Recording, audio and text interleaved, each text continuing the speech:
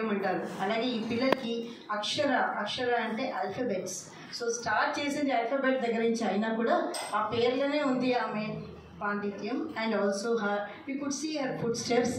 So she is also my student and also student of Sucharita. She is also my student from first class of Bubbles.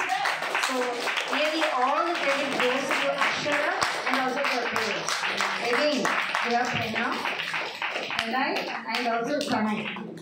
Pranay was my student in Bharati Vidya Bhavan, but I got introduced to her. So we just saw this talent not from today, from very old times. So Akshara and Pranay and also Tanay are my students and very dedicated parents here also.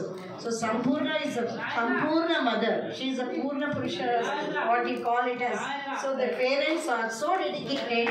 So I wish all your students, all the students over here, మీకు ఒక వినతి ఏంటంటే మీ parents ఎంతో కృషి చేసి ఇక్కడ వస్తే ఇది మీరు నేర్చుకోవాలి, ఇంకా మీకు పై స్థానంలో రావాలి అని కోరుకుంటున్నారు కదా.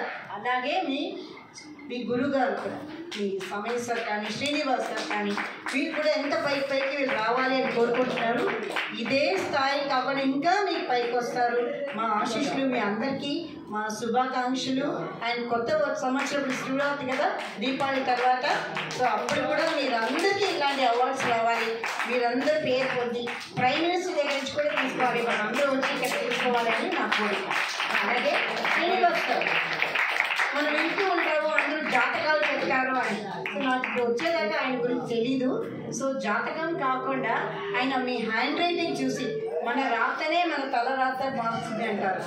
ఆయన అందరు రాతని మార్చారు కాబట్టి ఆయనకి క్రెడిట్ ఇచ్చాము. అందుకని రికగ్నైజ్ హిస్ టాలెంట్ దీనికోసం.